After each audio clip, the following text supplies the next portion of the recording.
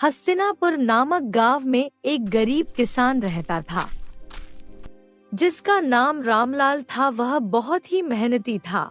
रामलाल दिन भर अपने खेतों में काम करता और शाम के समय अपनी सब्जियां ले जाकर के गांव-गांव में बेचा करता था।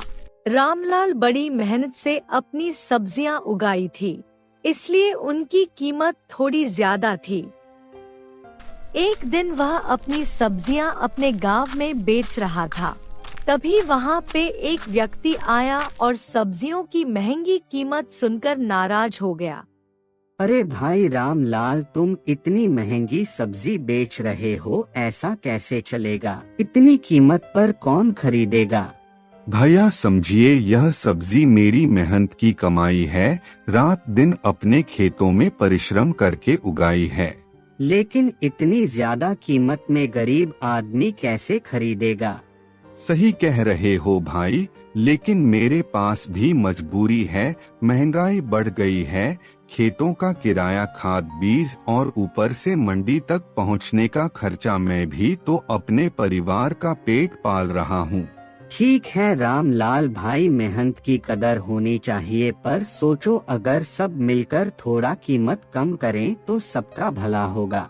सही बात है, मैं कोशिश करूंगा कि जो भी मुझसे बन सके वह करूं, लेकिन आप भी समझिए, यह सब महंगाई का दौर है। मैं सब समझता हूँ, तुम लोग हम जैसे गरीबों को लूटने के लिए ही बैठे हो। मुझे नहीं लेनी सब्जी। यह सुनकर रामलाल बहुत दुखी हो गया, क्योंकि उसकी सब्जी उगाने में बहुत मेहनत लगी थी। उसकी सब्जियां बिक ही नहीं रही थी और उसे समझ में नहीं आ रहा था कि अब क्या करेगा। थोड़ी देर बाद एक सेठ आया। उसने किसान से कम पैसों में सब्जियां खरीदने की कोशिश की।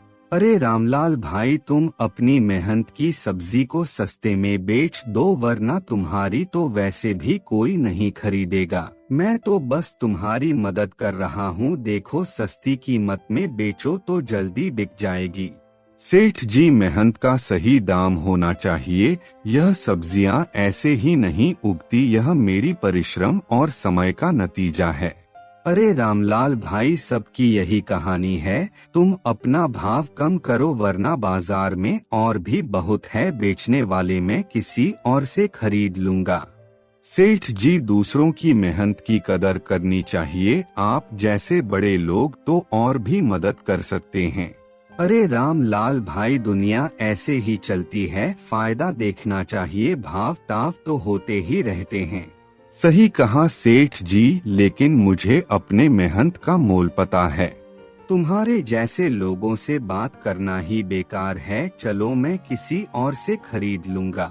वह सोचता है, अगर मेरी सब्जी सेठ जी ने नहीं ली तो मेरी सब्जी खराब हो जाएगी, इसलिए वह सेठ जी को सब्जी बेचने की सोच लेता है।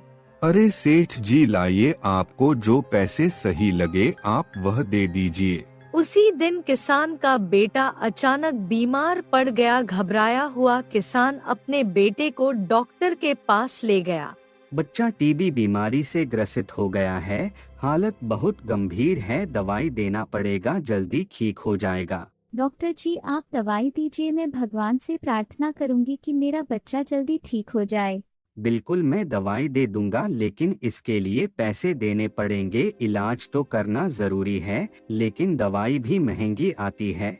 डॉक्टर जी, हमारे पास अभी पैसे की तंगी चल रही है। यह महीना तो वैसे ही मुश्किल से गुजरा है, कुछ मदद कर दीजिए, हम बाद में पैसे चुका देंगे। मुझे समझ है तुम्हारी हालत की, लेकिन देखो, दवाइयाँ बिना पैसों के लाना भी मेरे लिए मुश्किल है। मैं जितना हो सके कम पैसों में दवाई दे दूंगा। किसान के पास पैसे नहीं थे, पर उसने जैसे तैसे करके पैसे जुटाया और दवाई खरीद ली। अब उसके पास कुछ भी नहीं बचा।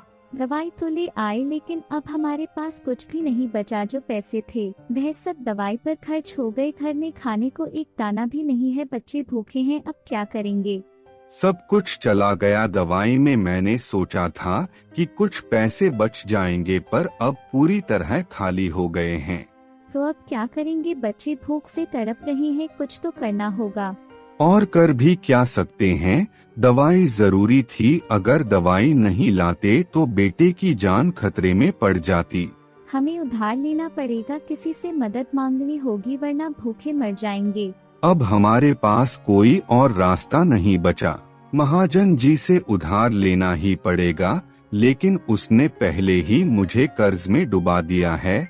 अब अगर मैं फिर से उसके पास गया तो ना जाने वह और क्या शर्तें रखेगा। क्या करें, हमारे पास और कोई चारा भी तो नहीं है। भूख के आगे कोई शर्त नहीं देखी जाती। किसी तरह महाजन जी से बात करो, शायद वो कुछ मदद कर दें।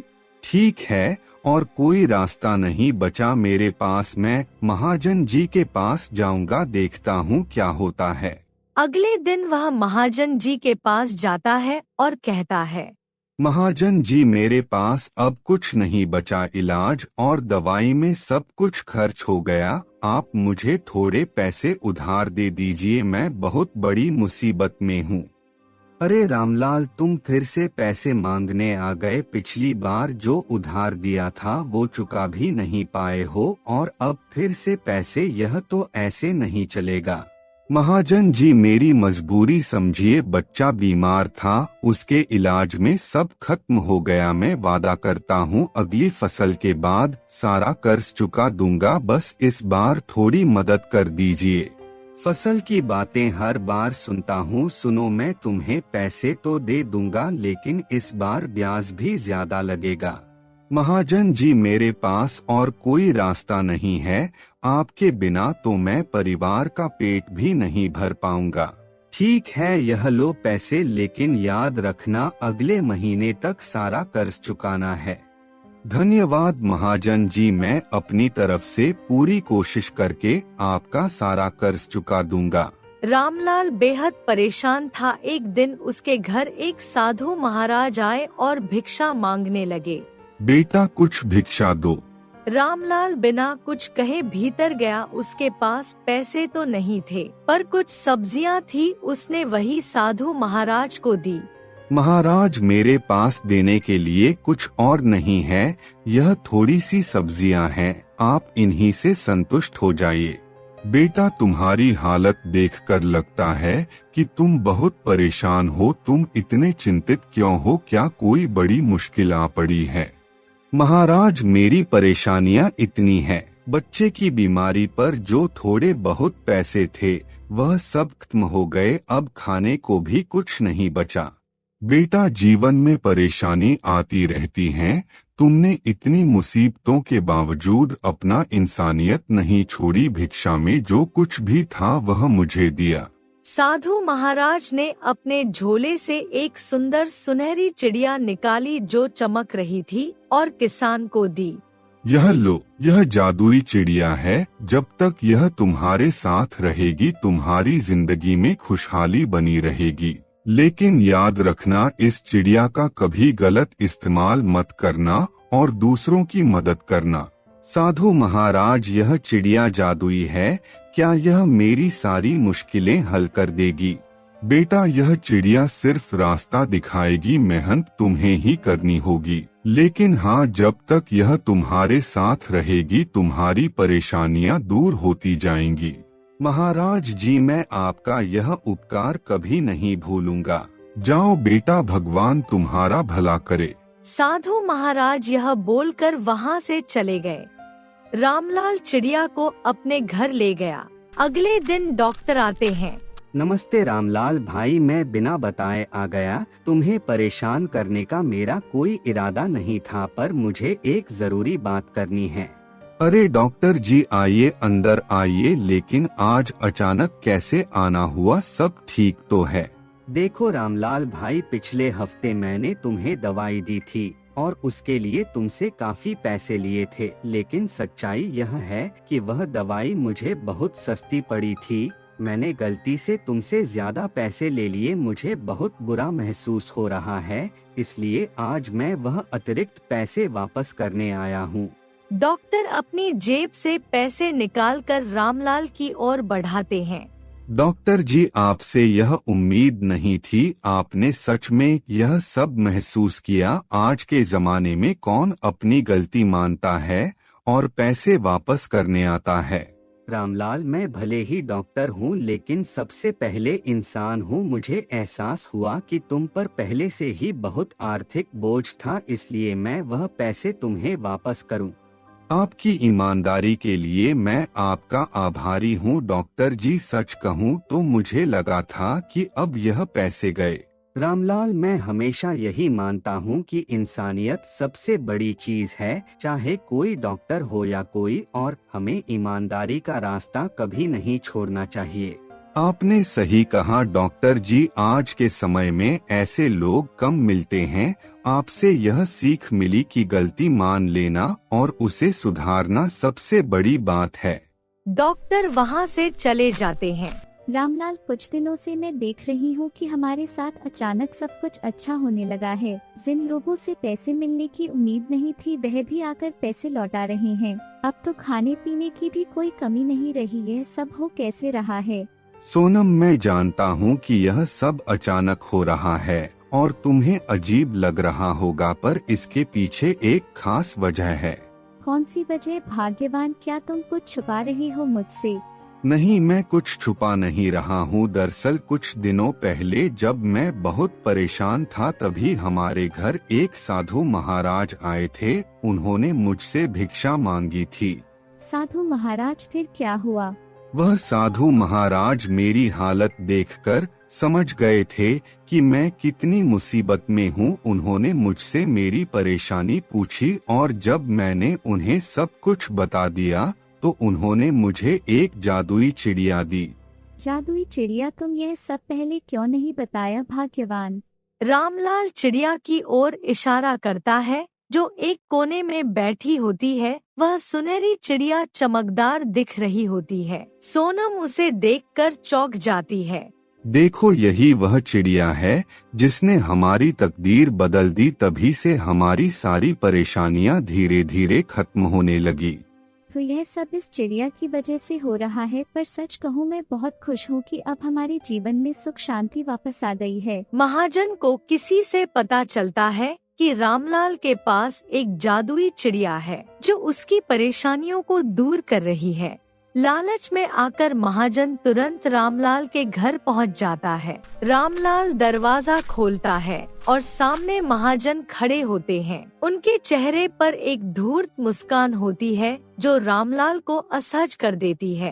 अरे रामलाल, बड़े मजे कर रहे हो। मैंने सुना है कि तुम्हारे पास कोई जादुई चिड़िया है जो तुम्हारी सब मुश्किलें हल कर रही है। पर क्या तुम यह भूल गए हो कि तुम पर अभी भी मेरा भारी कर्ज है? महाजन जी, मैं जल्द ही आपके पैसे चुका दूंगा। बस थोड़ा और वक्त दे दीजिए। तुम्हें वक्त देने के लिए मेरे पास समय नहीं है। अगर तुम्हारे पास पैसे नहीं है तो मुझे तुम्हारी वह जादुई चिड़िया दे दो, वही मेरे पैसे चुका देगी। रामलाल का चेहरा उतर जाता है। वह समझ जाता है कि महाजन का इरादा क्या है। वह घबराकर विनती करने लगता है। महाजन जी, यह चिड़िया मेरे परिवार की आखिरी उम्मीद है। साधु महाराज ने कहा था कि इसका गलत इस्तेमाल नहीं करना चाहिए। कुछ दिन का वक्त दे दीजिए, मैं कर्ज चुका दूंगा। यह चिड़िया आप मत ले जाइए। चुप रहो रामलाल, तुम पर मेरा कर्ज है और जब तक वह चुकता नहीं होता तुम्हारा कोई सामान तुम्हारा नहीं है। मैं यह चिड़िया लेकर जा रहा हूँ। रामलाल बेबस होकर रोकने की कोशिश करता है लेकिन महाजन उसकी एक नहीं सुनते। महाजन जी, कृपया ऐसा मत कीजिए। यह चिड़िया मेरे परिवार की भलाई के लिए है। कुछ दिन और इंतजार कर लीजिए, मैं आपकी रकम लौटा दूंगा। तुम्हारी भावुक बातें मुझे नहीं सुननी। अब यह चिड़िया मेरी है, देखते हैं अब यह मेरे लिए क्या कर सकती है। सोनम बेबस होकर देखती रह जाती है लेकिन वे कुछ नहीं कर पाती। रामलाल अंदर से टूट जाता है लेकिन मन ही मन सोचता है कि वह सही तरीके से अपना कर्ज चुकाएगा और चिड़िया को वापस लाएगा। मैं हार नहीं मानूंगा। मैं महाजन जी को उनका कर्ज चुकाकर यह चिड़िया वापस लाऊंगा, चाहे कुछ भी हो जाए। महाजन के घर पर उनका दोस्त हरीश आता है। अरे महाजन जी, कैसे हैं? बहुत दिन बाद आना हुआ, सोचा मिल लूं। अरे हरीश, क्या बात है, आज तो बड़ी खुशी का दिन है, बैठो चाय पानी लाता हूँ। अरे रहने दो चाय पानी, आज तो मैं तुम्हारे लिए एक शानदार ऑफर लेकर आया हूँ। अच्छा, क्या ऑफर है हरीश? देखो महाजन जी, तुम्हारी वो जमीन है ना शहर वाली, मैं उसे खरीदना चाहता हूँ, और वह भी बहुत अच्छी कीमत पर। सच में मेरी जमीन खरीदोगे? पर तुमने पहले तो कभी दिलचस्पी नहीं दिखाई थी। अरे महाजन जी, अब समय बदल गया है, वह जगह अब बहुत महंगी हो गई है, और मुझे वहाँ कुछ बड़ा काम करना है। तुम अगर मुझे वह जमीन दे दो तो मैं तुम्हें इतना पैसा दूंगा जितना तुमने कभी सोचा भी नहीं होगा। वाह, यह तो बड़ी खुशी की बात है। तो कितने में खरीदोगे? चलो मैं तुम्हें आधे पैसे अभी दे देता हूँ, बाकी जब कागजी काम पूरे हो जाएंगे। अरे वाह हरीश, तुम तो वाकई शानदार ऑफर लेकर आए हो। यह लो जमीन तुम्हारी। तुम बिल्कुल सही फैसला कर रहे हो महाजन जी, मैं अभी पैसे दे देता हूँ, बाकी जल्दी ही निपटा दूंगा। हरीश वहाँ से चला जाता है। वाह, क्या दिन है। यह जादुई चिड़िया सच में भाग्य बदलने वाली साबित हो रही है। इतने में जादुई चिड़िया मौका देखकर वहाँ से उड़ जाती है। रामलाल अपने घर के बाहर बैठा होता है, तभी अचानक जादुई चिड़िया वापस आ जाती है। अरे यह तो वही जादुई चिड़िया है, लेकिन यह फिर से मेरे पास कैसे आ गई? तभी वहाँ साधु महाराज आ जाते हैं। क्या बात है रामलाल, तुम्हारी चिड़िया वापस आ गई। साधु महाराज, मैं आपको सारी बात बताता हूँ। महाजन जी ने मेरी चिड़िया मुझसे ले ली थी। उन्होंने कहा कि वह इसकी मदद से और अमीर हो जाएंगे, लेकिन अब यह चिड़िया उनके पास से भागकर फिर से मेरे पास आ गई। रामलाल, यह जादुई चिड़िया सिर्फ तुम्हारे लिए है। इसका मकसद सिर्फ पैसे कमाना या अमीर बनना नहीं है। यह चिड़िया अच्छाई और भलाई के लिए बनी है। मतलब यह सिर्फ उन लोगों के पास रहती है जो सही रास्ते पर चलते हैं। बिल्कुल सही, जो लोग दूसरों की भलाई के लिए काम करते हैं, यह चिड़िया उनके साथ रहती है। इसीलिए यह महाजन के पास नहीं रह सकी, क्योंकि उसकी नीयत गलत थी। अब तुम इसे सिर्फ अच्छाई और लोगों की मदद के लिए इस्तेमाल कर सकते हो। अब समझ में आया कि यह चिड़िया क्यों लौट आई। मुझे इसे सिर्फ अपने फायदे के लिए नहीं, बल्कि दूसरों की भलाई के लिए इस्तेमाल करना चाहिए। रामलाल, याद रखना, जब तुम दूसरों की मदद करोगे तब तुम्हारी खुशियाँ भी बढ़ेंगी। यही इस चिड़िया का असली जादू है। आप सही कह रहे हैं साधु महाराज, अब से मैं इस चिड़िया का इस्तेमाल सिर्फ लोगों की भलाई के लिए करूँगा। अगले दिन महाजन अपने घर में चिंतित और परेशान बैठे होते हैं। तभी उनका दोस्त हरीश आता है। अरे हरीश, तुम आ गए। चलो अब हमारी जमीन का सौदा पूरा कर लो। तुम्हारे साथ यह सौदा करके मैंने बहुत बड़ा मौका पकड़ा है। महाजन जी, मैं यहाँ आपसे बात करने के लिए आया हूँ, लेकिन बात कुछ और है। क्या हुआ हरीश, तुम ऐसा क्यों बोल रहे हो? महाजन जी, मैंने सोचा था कि इस जमीन से मुझे बड़ा फायदा होगा, लेकिन अब हालात बदल गए हैं। मुझे समझ में आ गया है कि यह सौदा मेरे लिए सही नहीं है, इसलिए मैं यह जमीन नहीं ले सकता। क्या तुम ऐसा कैसे कह सकते हो? तुमने आधे पैसे दे दिए थे, अब सौदा पूरा करना होगा।